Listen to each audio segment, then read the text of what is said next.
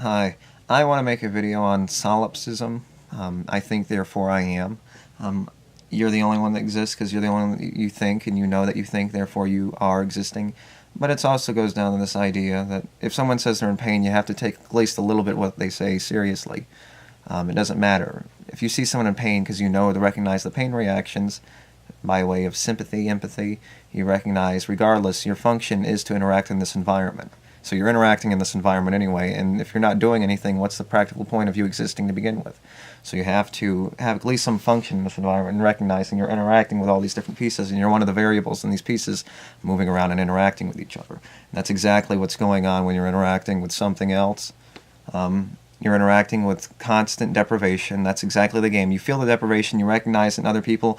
You can't feel their deprivation. That's something you can argue, but you can feel it by way of empathy or whatever it may be, ethics, ethical empathy, and recognizing that. And even if you think that, you should still react. You're not just going to sit there and say you don't care. You still are going to react. It's still someone in pain. It's a pain response that you can probably relate to. Even if it's not necessarily the same thing or the same reactions or the same exact thing, the pain reactions are the same. It doesn't matter what causes the pain. It doesn't matter what causes the satisfaction. It's a matter that you're in pain, and it's a matter that you're satisfied. So once you're satisfied, it doesn't matter how you got this your satisfaction. If you're in pain, it doesn't matter what's causing the pain. It's a matter that you're in pain, and let's say it's a pain that's chopping your leg off. It's the fact that you're in pain and the reaction that you have by the psychological reaction of your inability to function in reality if your leg got chopped off in reaction to that pain, because the pain is what say gangrene, or someone chopped off your leg and the pain was the leg being chopped off and you lost your leg, so you become begin to be able to function as a practical human being because you don't have all your limbs in the right way, say all your functional limbs, your own native limbs that you were born with. It doesn't take away from the fact that it's pain. It's psychological pain. You're feeling some kind of pain, some kind of deprivation. The reality is enforcing it on you. You're feeling the pain, the enforcement. You're feeling the deprivation. You're feeling the weight, the pressure of something not being there, or something causing some kind of active pain in you. Some overt or not so overt kind of pain that you're feeling in reaction to something. So it doesn't matter that your leg's chopped off. I mean, yes, that means something, but your psychological pain of feeling useless or whatever it may be in reaction to seeing that you have no longer a leg is pain in of itself, and whatever it may be, it's the pain. That means something. It's the deprivation, it's the suffering. That means something, and that's exactly what you're feeling, even though your leg's chopped off and that's in something that happened. There's a disconnection between the nerves and the leg that's disconnected from your body and the leg that you have right now. And the rest of the leg that you still have attached to you. And the leg that's over there. So it's the matter of the pain that you're experiencing, nothing else. So you still have to react to this environment. It's a distinction that's worthless to make because you're in this environment, you're reacting, you're doing something, you're forced to react, you're forced to interact based on the mechanisms that are working, and you're going to interact based on interactions happening around you, and you're going to interact based on them, and they're going to interact based on you, and you're going to have an interaction with things moving on and around you, and there's nothing you can do but interact. You're just going to be bumping against different pieces, and you're going to move in a different direction, and you're going to bump into some different pieces. And it's going to be just a bunch of pieces moving and bumping into each other. They have nothing more, nothing less. And it doesn't matter, you think, therefore you am. It's a thought process. It's a thought. It's an idea. And that's almost an idea just saying, well, you think you're therefore I am. What is the practical function of knowing if anyone else exists other than understanding, and almost using that as an excuse not to help people or see someone in pain? You're part of the same function. You're still in the same. You're in the same mechanism. You're a bunch of photons, a bunch of atoms, molecules put together, interacting with an environment. It doesn't matter, other than the thought process, that you think that you're the only person existing. It's an irrelevant point. It's an irrelevant point, like all sorts of other irrelevant points that people think of, and an excuse to find a reason not to take action or do something about a certain situation. Sort of like thinking about the equilibrium and applying that to life. That's almost as useless as the solipsism thing. It doesn't matter how alone you think you are. You think therefore you are, and you only have conclusive proof that you exist. Well, you don't even exist. So how do you even know if no one else exists? If you can't take that even seriously, if you recognize, if you know and that you don't even exist as yourself, you're just an interaction, you're just a projection, an interaction based on these interactions happening in this one thing, interacting as a whole based on the same mechanism working around you, You need to realize there's not even a you, there's just a projection. There's a feeling thing, and there's a projection working on the same mechanism, causing the same things happening. There's just an interaction and the same mechanism working inside a greater mechanism, you being a part, one piece of the mechanism working as a whole, one of the gears moving, one of the smaller gears moving inside in smaller gears inside the smaller gears, moving the bigger gear, and so on and so forth, if you want to use an analogy to describe the situation. So you're interacting with this environment, and you're forced to interact, and you're in this part of the same mechanism. There's no real you interacting with anything. There is a you. You're this body. You're interacting from this point of view. But there's no real you doing anything but being in reaction based on the mechanism at work here.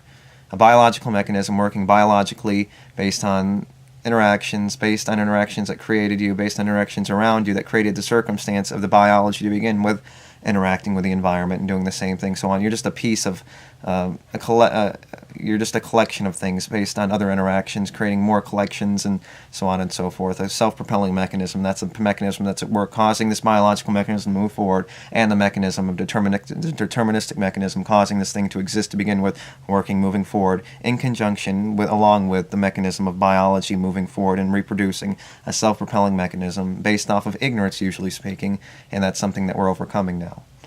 So regardless of the solipsism thing, you're going to interact. You're still seeing things. You're still sensing things unless you're dead. You're still sensing something somehow, somewhere, some way. So you're still interacting on a level that you're interacting with an environment. So you might as well interact with something. And the only reason solipsism would be used as an excuse is to describe a psychological phenomenon where it's about a psychological phenomenon where you only acknowledge your own existence. Well, you can't do that. You're going to have to acknowledge someone else's existence. And it's the interaction that matters. It doesn't matter if you acknowledge him as an actual being. We all, I think, to an extent, think that we're the only person that means something. The world revolves around us, but that doesn't matter. You're still interacting with someone. When you touch someone, you're still touching them. You're still interacting. It doesn't matter if you can see what's going on inside their head. You can't see it. Almost in a way, it is an illusion. Your own psychology is an illusion. Your own interaction with this environment is an illusion. Your interaction with something else is an illusion. Whatever you want to use, whatever fine lines you want to describe, and describing whatever an illusion is, and describing the situations of reality and understanding what's going on, but you're still interacting with something. You're still forced in this situation where you're interacting, you're bumping against walls. I'm leaning against the wall right now. I'm doing something, I'm interacting. And the only reason you use solipsism, sort of like using determinism, as a way to avoid a crime or avoid taking responsibility for yourself is because you want to avoid taking responsibility for yourself. That's the only reason you'd use these as excuses in describing reality. There's no point in saying, I think, therefore I am. That's not going to prove anything other than you think, therefore you am, therefore I should have a big ego and find ways to just and let that idea confuse me enough and manipulate me enough to thinking I don't have to care about other people's feelings and I don't have to take responsibility for myself once I've committed crime because it's in the past and that's the way it was going to happen. Well, what's going to happen in reaction to that is you're going to be sent to prison, or you're going to take responsibility, and whatever happens to you is what's going to happen, because these interactions are just a chaotic mechanism from our point of view. They're going to happen a certain way, but something's going to happen to you, causing you to react. You killed someone. Oh, that's in the past, that's what happened. Well, what's going to happen in the future and what's happening right now is that person's brother has a gun and he's about to shoot you in the face, and that's what's going to be happening, and that's going to be the consequences of your actions. There's still consequences. We're still in the game. There's still reactions that are happening, and you're just a piece of the mechanism being at disposal of these interactions. And that's all we're doing, and you're going to still take responsibility because you're a piece in the mechanism taking responsibility based on our social mechanism moving forward, and you're still taking responsibility because you're taking responsibility from something inside the same mechanism as you. From the outside mechanism, in our mechanism looking in the past, we can understand something happened a certain way. It's just movement leading into something, ephemeral movement leading into something, leading into something that's going to happen. This didn't happen now. It happened now, but now it didn't happen. It's not necessarily in the past. It's something that happened, and we can describe it because it's in our memory and recognizing. But if it wasn't in our memory, it had an effect on the world, practical effect, because it's an interaction it had on the interaction. But these interactions are irrelevant on their individual level because it's based on an initial interaction leading to something, and the only reason it has any meaning is it's because we're at the disposal of these interactions. Because it might as well, it's happening now, my hands are up, but now they're not up. And it didn't happen, but it did happen because it's an interaction we have with this environment. But now it happened, now it's not happening. Now my hands aren't up, they're somewhere else, and they're still moving, doing something else, going on to the next thing.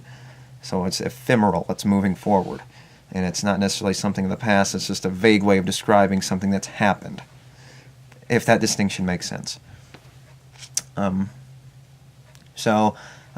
illusion is there's no you, there's only interaction, there's a projection, there's no you. If you're not going to fall for the illusion that no one else is a person, you might take the one step further and say that you're not a person, because if you recognize the full function of reality and everything happening around you, you recognize that there's not even a you interacting. It's just your thoughts come from somewhere. They're not from someone else and someone else and someone else inside, because I think you know that. It's from just interactions. Past things happening now, this happening, subconscious things interacting with the environment going around you, interacting, different things interacting. And I think on a level we all understand that. You'd have to be awfully unaware to not understand that. But I think we fill in the gaps. We're sort of like filling in our blind spots with the gaps in our vision. We fill in the blind spots. We're filling that in by just moving, living in the moment. And that's why we don't necessarily recognize and think about all these things. We recognize it, but we don't recognize it thinking about it every single step of the way. Sort of like not recognizing all the little flaws that you have in your body. You sort of just live on it, look at yourself as a whole, not the individual pieces, and saying that's ugly. You look at it as a whole, but you can only look at it as a whole from only so many angles. You can only look at it as a whole from one angle at a time. And that's where we're kind of stuck in looking at it from one angle at a time, trying to take it as a whole to accept the reality that we're living in. But we can only look at it from one angle at a time. It's like we can only have one thought at a time thinking about a certain thing. You can say it's in the back of your head, but it's just a thought you always know is going to kind of come up. It keeps coming up, and you know it's always at least subconsciously affecting you in a certain way. But consciously, we can only have one thought at a time, sort of like we can only look at one angle at a time, and so on and so forth. So yes.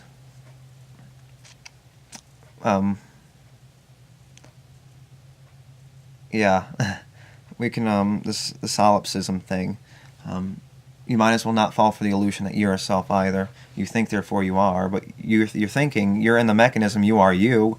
This mechanism is a machine. When you realize what your thoughts are going on, you realize it's a very thin presence. When you look at someone else, a thin veil, that these are just things popping in and you're saying something. These are just interactions. You're feeling pain, but what causes the pain doesn't mean anything. It's the pain that you're feeling. Sort of like the projection that you have of saying something. When you look at someone else, you can almost see like you're looking through their eyes. You know they're looking back at you, but it's going through the eyes and it's just going back to you as well.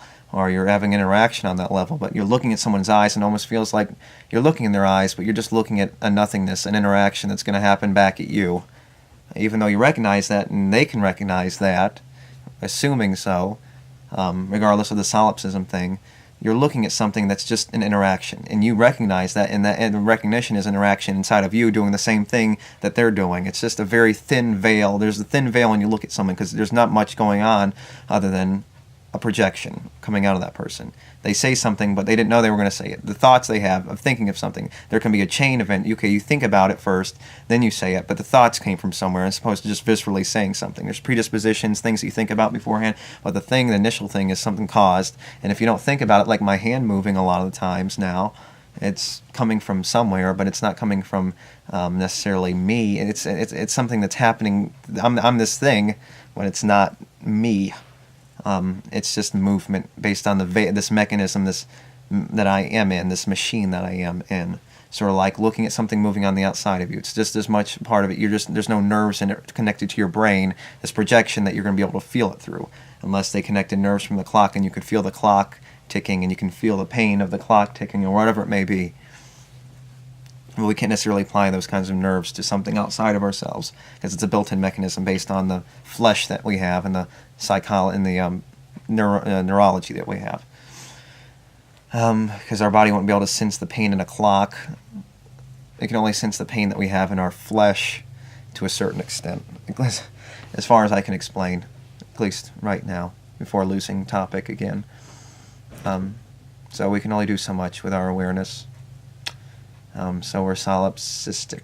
It doesn't matter, it's irrelevant. And solipsism can't be proven in and of itself. You think that you can't prove anyone else's well-being, but you can't prove solipsism because it just proves it in and of itself because there's no real you to begin with interacting, and there's the illusion that there's a you, but there's no real you to begin with, so that by itself destroys that idea. You're looking from your point of view and your projection, But from your projection, you're seeing interactions, and you're seeing someone else. And if there's no one else, they're dead, so therefore you are the only one. But if there's another interaction happening, another person interacting with you, you're seeing someone else, you have this interaction. Just seeing them or interacting, they don't have to see you back, but that interaction, you know something's happening. If someone's in pain, they're in pain. It doesn't matter if you can, a thought process tells you that they don't exist. You're interacting, you're forced an interaction with the environment, and you're going to react a certain way. And the only excuse you would have for solipsism is to not take responsibility for the actions. You're forced in this situation. You touch someone's skin, you know they're there. You're experiencing something. You're experiencing interaction that you know exists. Otherwise, how do you know anything outside of yourself exists? Well, it exists because you're interacting with it. In and of itself, it's sort of like trying to find other ways to explain things. You're interacting with it, and that's the only thing. Even if it is an illusion, the illusion is reality, and that's the thing that we're living. That's the thing that we've always lived, and that's by default the thing that we can say. By default, the life is an illusion, but that's the thing, the very thing that we're interacting with is on the illusionary level, and that's the thing that's real. So calling it an illusion is almost a misnomer, a completely pointless middleman term to describe the reality and existence we're living in. So we're living in the existence regardless. And it doesn't matter. Your forced interactions and the solipsism thing is irrelevant, disproven by the very fact that you're not even a you yourself, and you've got to recognize that no one else is a you on that side of you. So it almost makes everything one and one, because you're on the same level as them. Even though you work and function in a different way, you're still in the same function. You're still in the same mechanism. You're still in the deterministic mechanism. You're still being controlled by these forces. There's no real you, and there's no real them. So in a way, there's no real you and there's no real them, and they're just interactions. We're just interactions. And it's just the sentient things that cause this interaction that means something to this body that I have, where I feel something in reaction to these other interactions, psychologically, physically, whatever the interaction inside of myself, and reaction to the things outside of myself, and outside of myself, inside of myself, and the interactions that I have as a whole happening all around me and inside of me in reaction to the things outside of me. So that disproves it. The fact that you can't prove yourself exists disproves solipsism. Another thing that disproves it is that there's no me, there's no one else. That just furthers the idea that there's no one else, so you're on the same level, so there's no you and no one else. So that can become the solipsism. And you're forced into an interaction regardless, and you're interacting. That's the only thing that matters, is the interaction. Even if you're hallucinating, there's an interaction that's happening. There's some kind of interaction happening. And it doesn't matter if it does exist or doesn't. You're still interacting with someone. You're still reciprocating, and that's the reciprocation, the interaction that matters. And then if there's nothing on the other side, they're experiencing pain, they're either dead, they're not real, whatever it is, then you are the only one. But if you're interacting with another human being, or you know there's other human beings around you at the disposal of the same interactions as you are, then they're still at the same process, and that's the only thing that matters, is the interaction. And it doesn't matter if they exist or don't exist. It's the interaction that you have, or someone else has, or you and someone else have, the reciprocation that you have. It's the interaction that you have. You know, our thought processes are very fleeting. They move forward. They're very basic. It's A equals B equals C. That's the thought process we have. It's either flawed, intentional, or we're trying to reach a conclusion, or deny, or not reach a conclusion, or reach a conclusion incorrectly. It's A equals B, and you can tell it's this very, and it's how we present ourselves, mannerism, all these little idiosyncrasies and uniqueness things that we have in interaction with the environment. That stuff doesn't really matter in the end. You recognize when you look behind someone's eyes, you're just looking at a projection coming right back at you. Or if you look in the mirror, you're just looking at the projection. Okay, I'm looking and I'm aware of this, but my interactions are going to happen a certain way, and that's going to be beyond my control. They're going to happen, and I have control, but there's nothing more really going on in between that person. It's a very mechanical process. So you think about your own thoughts, you look something in the mirror, but see, the thing is, even though you recognize it's mechanical, you're still functioning by that mechanical mechanism, so there's nothing you can do, sort of like the illusion of life. There's nothing you can do. You're stuck in the mechanism, thinking about the mechanism, and that's what causes a lot of dissonance in recognizing reality. You're stuck in the mechanism, recognizing everything, but you're still stuck in the mechanism, even though you recognize everything, or most everything, or the description of the mechanism in your head. You think about it and understand it, but you're still under control of the mechanism, because you can't escape it, because you're in the reality that the mechanism is working in. And this is the only way reality can work. This is the only way the mechanism can work. So your interactions are the only thing that matter, and your solipsism doesn't really exist, because it's the interaction that matters. And it doesn't matter if there's no one else, they're dead, and there's no you, and begin with, and there's no you and there's no one else. There's no one else. It's just interactions inside of interaction. Just interaction, jerks, this, interaction, reaction, interaction, whatever word. It's just things bumping into each other. And you just happen to project, you happen to see. But that in and of itself is an interaction. With me looking at the wall, that's an interaction. This, me recognizing, being me aware. The thing that matters is the pain, the suffering, the sensations that this sentient beings all around, everything that has feels, exists. That's the thing that matters the most. So I think that's all I want to say. And it's the interaction that matters. So if you're interacting even with hallucination, it's making you feel something. And even if it isn't feeling something, you're interacting with it. You're forced into an interaction based on this reality. Sort of like if you're interacting with someone else, or you're just looking in the mirror. There's an interaction there. There's an interaction between you and someone else, and there's someone else that's being controlled by this interaction that's happening. This proves solipsism, where you think you're the only one that exists. You're a brain inside of a jar, and you're the only one inside of it. You're looking through. You're in a laboratory experience with VR goggles on or whatever, and you're just looking through your own point of view, looking at all these other things. Guess what? That's just proven by the things I mentioned before about the whole idea of no one being anyone else. There's no you to begin with. There's a projection you have, and people just as much having a projection on you. And it doesn't matter in the end because there's no them and no you, and the only thing that matters is the projection, this interaction, reaction that we have in reaction to each other. And you're forced into this interaction by existing. And once you don't exist, say you kill yourself in reaction, there's no longer you, there's no you to begin with, there's no you, and there's no them, and there's only interaction that matters, and reciprocation and understanding and reacting to those things. You're forced into reactions based on the existence that you have. So that's all that's happening. And you react a certain way. It doesn't matter if you say that person's real or not, they are real because you have an interaction, you see them. The end. Or you sense them in some way. They exist. The end. It doesn't need you to be there to exist. That goes down to that point as well. Just because you're not there to exist doesn't mean it's not existing. But to you, it doesn't exist because you're not sensing anything. That's all I have to say. So thank you, and until next time, bye.